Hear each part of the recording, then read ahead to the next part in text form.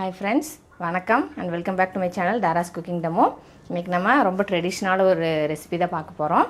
Appam with தேங்காய் பால் எப்படி செய்யறதுன்னு பார்க்க போறோம். அதுக்கு நான் வந்து அரிசி அரைக்கிறதுல இருந்து எல்லாமே நான் வந்து எப்படி அரைச்சேன்னு நான் சொல்ல போறேன். நான் இந்த டம்ளர்ல ஒரு டம்ளர் பச்சரிசி, ஒரு டம்ளர் இட்லி அரிசி 1:1 ரேஷியோ.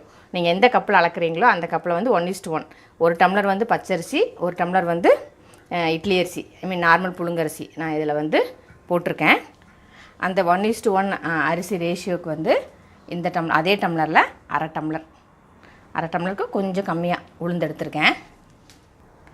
வெந்தயம் வந்து இந்த அளவுக்கு, இந்த 4 விரல் அளவுக்கு வெந்தயம் எடுத்து நான் ஏற்கனவே நல்லா 3 தடவை கழுவிட்டு ஒரு 3 மணி நேரத்துக்கு முன்னாடி நான் ரெண்டுமே ஊற வச்சுருக்கிறேன். இப்போது எப்படி அரைக்கிறதுன்னு பார்த்துடலாம். இப்போ நான் வந்து கிரைண்டர் கழுவி வச்சுருக்கேன். அந்த உளுந்து ஊற வச்சது வந்து நான் வந்து 2 தடவை நல்லா கழுவிட்டு ட்ரிங்கிங் வாட்டரில் தான் நான் வந்து ஊற வச்சுருந்தேன். உளுந்து எப்போவுமே வந்து நம்ம எதுக்கு அரைச்சாலும், அரிசி உளுந்து அரைச்சாலும், இட்லி தோசைக்கு அரைச்சாலும், இதுக்கு ஆப்பத்துக்கு அரைச்சாலும் அந்த உளுந்து ஊற வச்ச தண்ணியிலே நம்ம வந்து அந்த தண்ணியை நம்ம அரைக்கிறதுக்கு யூஸ் பண்ணிக்கிட்டா உளுந்து நல்லா பொங்கி வரும்.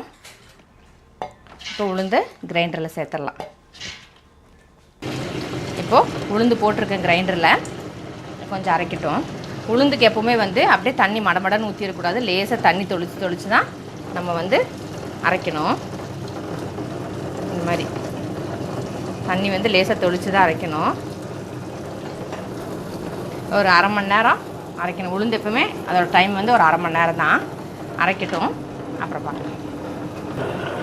நம்ம இடையில இந்த மாதிரி உளுந்து கெட்டியாகும்போது இப்படி சைடில் கை வச்சுட்டு தண்ணி வந்து இப்படி தெளிக்க தான் செய்யணும்.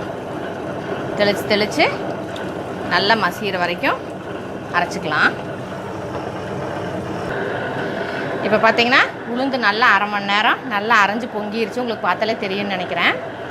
நான் வந்து இடையில ஒரு 2 தடவை மட்டும் சைடில் கை வச்சு தண்ணி ஊற்றினேன். இப்போ உளுந்து அரைஞ்சிருச்சான்னு பார்க்குறக்கு உங்களுக்கு இப்படி கையில் எடுத்து பார்த்தீங்கனாலே தெரியும். உளுந்து அப்படியே வெயிட் கம்மியாக வெயிட்லெஸ்ஸாக இருக்கும். இப்படி எடுத்து இப்படி விட்டிங்கன்னா இப்படி விழுகணும். அதான் ஒரு இது. இன்னொன்று வந்து இப்படி உளுந்து எடுத்து இப்படி தண்ணியில் போட்டிங்கன்னா இப்படி மிதக்கணும். அப்படியே உளுந்து அப்படியே கரைஞ்சி போகாமல் அப்படியே நம்ம போட்டால் அப்படியே பால் மாதிரி அப்படியே மிதக்குது பாருங்க. அப்படி மிதந்தா உளுந்து நல்லா பொங்கி நல்லா மசிஞ்சிருக்குன்னு அர்த்தம்.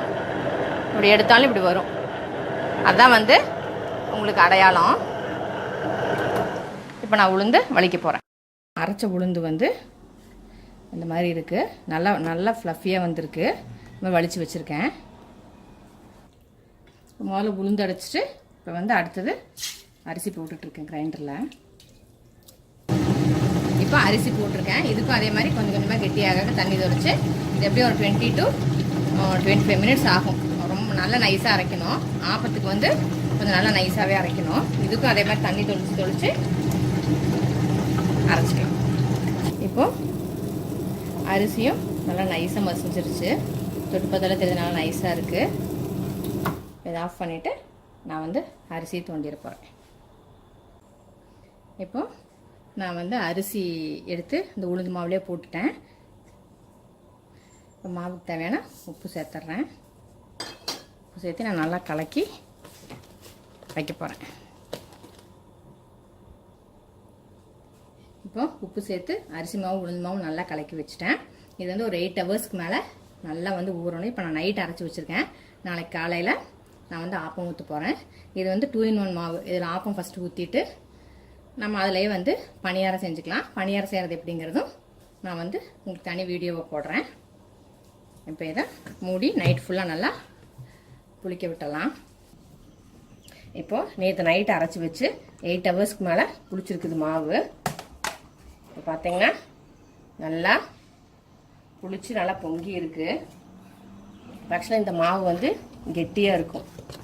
இது இப்படியே வந்து நம்ம வந்து ஆப்பத்துக்கு ஊற்ற முடியாது. அதனால் நம்ம வேணுங்கிற அளவு எடுத்து கொஞ்சம் தண்ணி ஊற்றி டைல்யூட் பண்ணிக்கலாம் நம்ம. இப்போ நான் வந்து தேங்காய் பால் எடுக்கிறதுக்கு மிக்ஸி ஜாரில் தேங்காய் எடுத்து வச்சுருக்கேன். தேங்காய் பால் எடுத்துகிட்டு மாவு கரைச்சிட்டு ஆப்பம் ஊற்றும் போது பார்க்கலாம். இப்போ இது வந்து நான் தேங்காய் பால் எடுத்து வச்சுருக்கேன். இதில் நம்ம தேவையான அளவு சர்க்கரை போட்டு, உங்களுக்கு எவ்வளோ இனிப்பு வேணுமோ அதுக்கு தகுந்த மாதிரி சர்க்கரை போட்டு நம்ம கலக்கிக்கலாம். நான் வந்து மாவு இந்த அளவுக்கு தண்ணி ஊற்றி டைல்யூட் ஆக்கி வச்சுருக்கேன். இப்போ ஆப்ப சட்டி வந்து ஹீட் ஆயிடுச்சு. ஃபஸ்ட்டு தடவை மட்டும் கொஞ்சம் ஆயில் க்ரீஸ் பண்ணிக்கலாம்.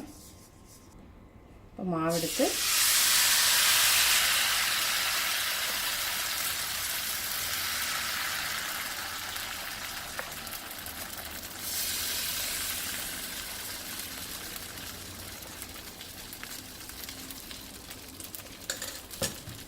ரைட் அண்ட் எட்ஜஸில் மட்டும் கொஞ்சம் ஆயில் விட்டுக்கலாம்.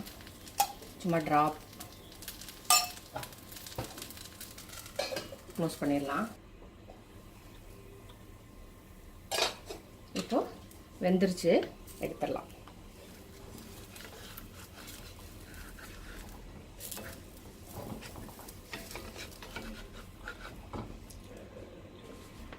சும்மா லைட்டாக க்ரீஸ் பண்ணிட்டா போதும். ஏன்னா நம்ம கொஞ்சம் ஒட்டாமல் வரும். நான்ஸ்டிக் தான் இருந்தாலும் நம்ம கொஞ்சம் க்ரீஸ் பண்ணிக்கலாம்.